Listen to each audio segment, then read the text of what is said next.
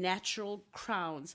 Curly Crowns Hair Care was born from a passion for textured hair and a desire to create visibility, inclusive products that nourish and celebrate curls, coils, and waves. We're joined today by founder Pontsho Dibakwenya to talk about the inspiration behind Curly Crowns, building a beauty brand, and the importance of helping people feel confident in their natural hair. Pontsho, good morning. Good morning, how are you? Oh, your voice is so sweet. Hey, let me say that again. Thank you. Pontsho, good morning. Good morning. Thank you for having me. You sound like the person who should be running Curly Crowns. Like your voice sounds like it. But thank you so much for joining us this morning. Much appreciated. Pontsho, I'd like you to please take us back to the beginning. What inspired you to start Curly Crowns Hair Care, and when did you realize there was a gap in the market for a brand like this? Well, my story started in 2019. You know, I was in corporate, and you know, as a woman in corporate, there's a standard that you need to maintain. You have to look a certain way, you have to dress a certain way, and I had a really big challenge with the synthetic hair, and also maintaining my natural hair. And therefore, that's where I started with research, getting to understand the anatomy of my hair. But, it started off as me just fixing my problem rather than, trying to fix someone else's problem, you know what I mean? So, yeah, prior to that, unfortunately, after COVID, that's when I lost my job. After losing my job, I decided, let me just, do a little side hustle. Upon that, that's when now people started to recognize that, you actually look different. Your hair is fuller, your hair is bigger. What's happening? And, that's how it started. And I realized, prior also to that there's a whole lot of ladies who are struggling with their natural hair, who don't know what to do with their natural hair. And, me trying to create a product for myself actually assisted me to actually, solve a problem for another lady, So that's how it started. And I realized that, most of our African ladies, they are really, really struggling. They are having a bit of a challenge. They don't know what to do, I mean, look at the mainstream world. If you go on wherever, Instagram and everything, it's just weaves and texturized hair and synthetic hair.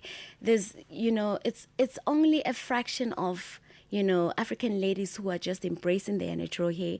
It's still I can say that because we have not also been taught how to really take care of our hair, it becomes like, why do you look so plain? When you have your natural hair, you kind of look like a plain person, but that's actually how you look. If we remove everything else, that's the your real identity, in fact. Yeah, I mean, that's so true. I even feel so guilty as we're talking. I have like a wig on, but my reason for it is I'm saying my reason for it is because I'm doing treatment to my own natural hair. You know what I mean? So I go through like phases where I'm like treating it and all of that, and so it's quite a even when you love your natural hair, it is quite a commitment that we have to make as African women. And you know what? Don't even feel bad about it. That's process. That's how we've been taught, how to do things, However, there is another way as well. Maintaining, a resume, being consistent with a product, and also knowing how to use the product as well. And also being patient. I get a lot of ladies who come to me, but you find that after a couple of weeks, they'll be like, oh, but nothing is happening. And I'm like, okay, fine. But remember, we are not trying to alter your DNA. We're just trying to enhance what you already have. Exactly. Yes. Yeah. No, most definitely. I mean, that's so true. And also with curly and textured hair, they can have such totally different needs, What did you want, or what do you want Curly Crowns to do differently from products that are already available? Okay, so we wanted to have a product that actually assists in the challenges that we have as Black people. dryness, breakage, you know, and not being able to retain length as well. Yeah. And hydration, because Hydration is big. it's big. You know, so what we are targeting is those specific challenges. So if we can help you maintain your moisture, you know, target the dryness and also scalp irritations. Remember, most ladies have already been using chemicals, you know, relaxers and all of that. So now we need to start with the healing process. We have to heal your scalp first, because that's where the hair comes from. Yeah. You know, so true. yeah. I mean, that's so interesting. I mean, I love that you're saying that about healing your scalp, you know, especially if you've been using relaxers. And in some cases, there was somebody I was speaking to who said that every time she puts in braids, even her scalp gets so irritated. And I'm just like, oh, you know, like, thank God I don't have that issue. But it's like, it does seem like there are so many things around, you know, black women's scalps that are important. And if your scalp is not healthy, at the end of the day, you cannot have healthy hair, because that's exactly where the follicle comes from. Yeah, exactly. Yeah. And so you were going to say? Pardon me? Oh, I'm just saying that, you know, that actually used to happen to me. I can wear braids today because of my hydrating mist. But back in the days, I could not wear braids. It was so hard because the synthetic, you know, the fiber that they use for the braid, it used to irritate my scalp. And therefore you will get, you know, dandruff and rash, you know, and all sorts of, you know, challenges. So now with the product that I use, that I have, I can wear braids, you know, because the hydration mist actually soothes the scalp so that you don't get more irritation from the braids. Yeah. That's so good. Yeah. And now your brand is built around the idea that every curl is a crown. What does that message mean to you personally? And also, if I can add to this, the diversity of curls. Because there's always like one idea of what good curly black hair looks like. You know what I mean? So the diversity of curls as well. Yes. So for me, it was more about, you know, learning and development. It was about understanding who Pontsho is. It was about getting myself to a place of being aware of myself, you know, because I never wanted to conform to European standards in terms of how I look, you know, especially being a lady, you know, young lady in corporate, you know, if you didn't look a certain way, you know, you are not considered to be, you know, professional. Because you had to have your hair, even at school, if you remember, you have to have your hair in a ponytail. So if you don't have your hair stretched out, it's regarded or considered as untidy. However, there is a specific way in which you can still look professional and look beautiful in your own natural hair. So for me, it was about rebuilding the confidence and also rebuilding my persona as who I am. And I'm speaking also not to myself, but to another Pontsho out there who doesn't want to, you know, stress about what, you know, braiding relaxes and actually also time. We are redeeming time here, because imagine how many hours women spend in the salons. It's a long time. So when you have a good product that actually does a good job, and you can actually do it in the comfort of your home without leaving the house, that for me is luxury. Yes. That's so true. And what has been the biggest challenge for you that you faced in building curly crowns, and how did you navigate it? So the biggest challenge was that, you know, having to teach people, if I can put it like that, you know, to actually engrave the natural hair standard into someone who's never actually even, you know, let me tell you something. I've seen how women feel when they put on the weaves and the frontals. No problem about that. They look beautiful. It's fantastic. However, the moment they take off the wig, it's like there's a shift. I feel uncomfortable. There's a shift, and they don't feel confident anymore. You know, and I was like, but then that's the real you. You should be happy when you see yourself. Yeah. You know what I mean? It's as if like we prefer to have a filter than actually to be who we are personally. That's so. Yeah. And therefore, we know we're living in a time of, it's a digital world, and people are, choosing to look a certain way. People are choosing to feel how they want to feel, which is acceptable, it's fine. However, who are you?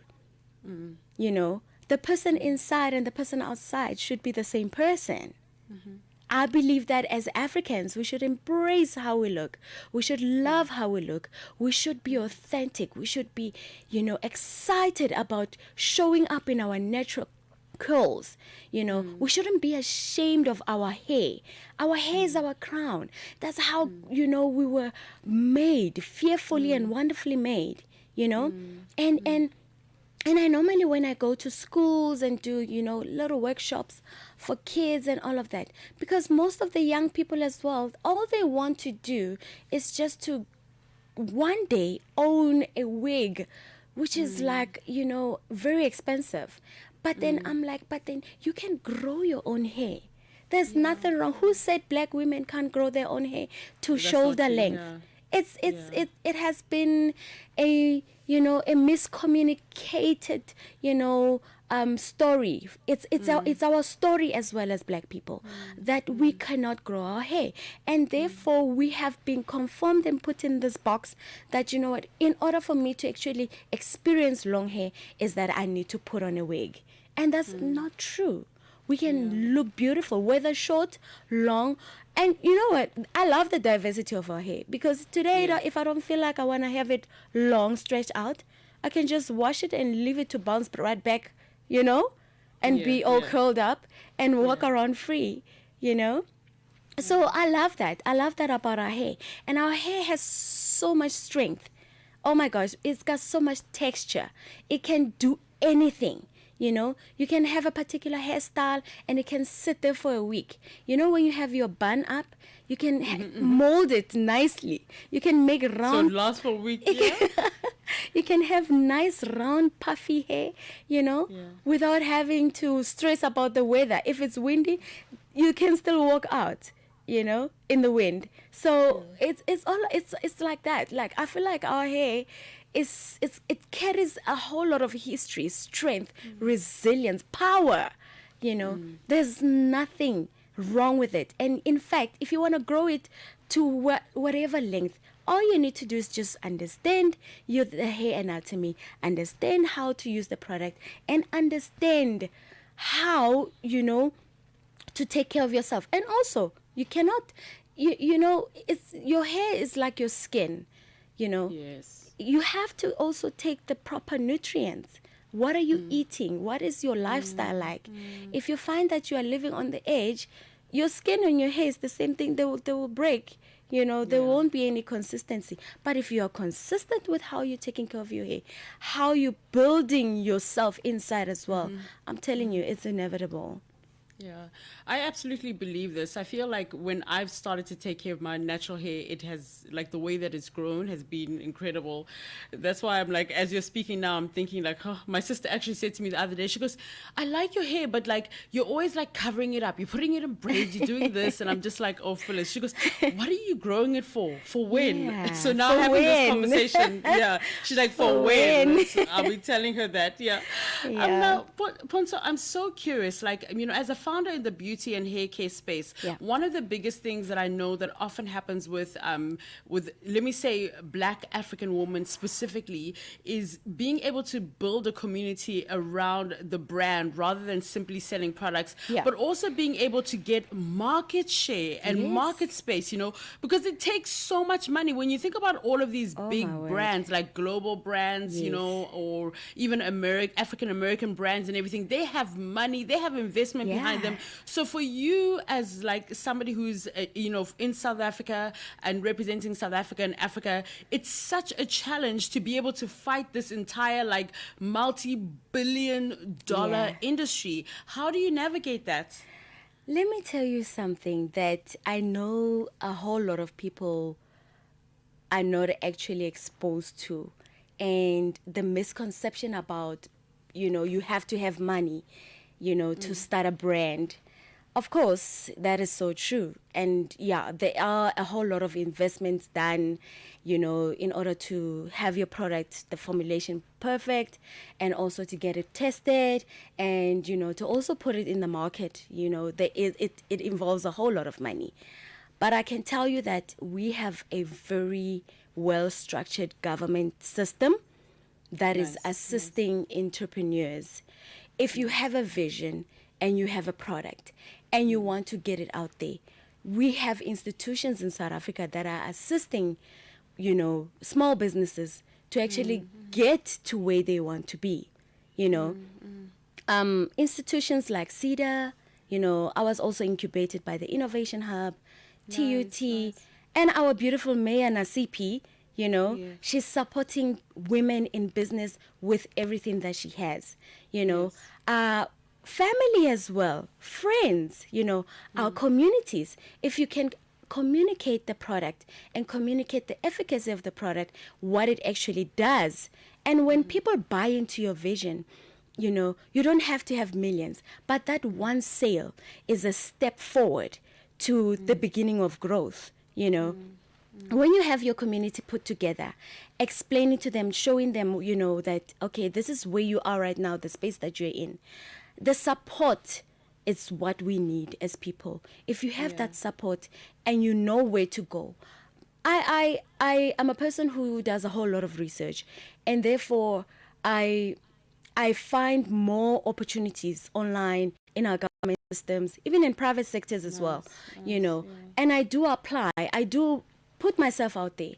I go out for pitching competitions. I go and present my businesses in institutions whereby I am accepted, even if you don't get a seed funding in terms of financial assistance, but there are non-financial trainings that you can, get. Like your business management courses. You can also understand how to manage your finances, your systems, your manufacturing systems, because it's a brand new world for me as well, because I come from an information technology space, So for me, it has actually been a very, liberating journey, and understanding that, oh, really, I thought, there's actually no help for businesses. And someone out there may be sitting at home and thinking, I have a product, I don't know where to go, how to do it. However, once you take a step forward and finding out, you can just type on Google, I have a business, who can help me? Google can tell you so many, things about where to go. There's a whole lot of mentors.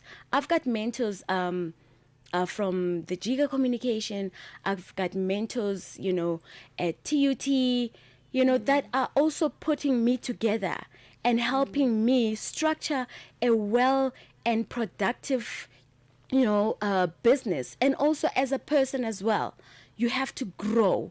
You have to be able to take in so that you can be able to put out. I love that. Yeah. And Pontsho, before we let you go, what is the bigger vision for Curly Crowns? Where do you see where would you like to see the brand in the next few years? Well, I would love to see the brand really crossing borders. Nice.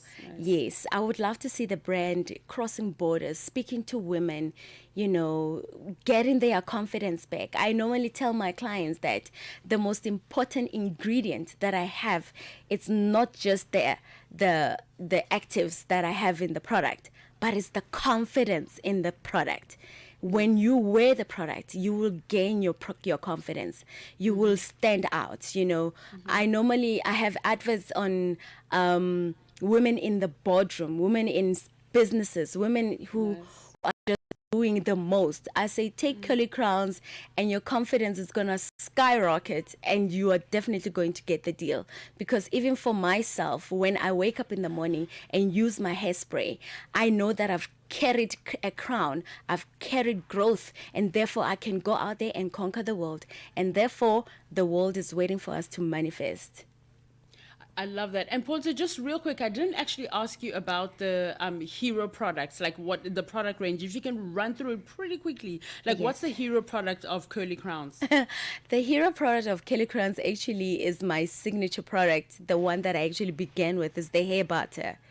The hair butter that consists, right now I've got 4 hair butters. What I wanted to do was to take the natural remedies and actually transform them into a product that can actually work, on our hair and scalp. So I've got the mango butter, I've got a moringa infused butter, and I also have a beef tallow butter. And and I also have an avocado butter. So these butters, they work wonders on your hair. They maintain your shine, your scalp, the strength and the moisture.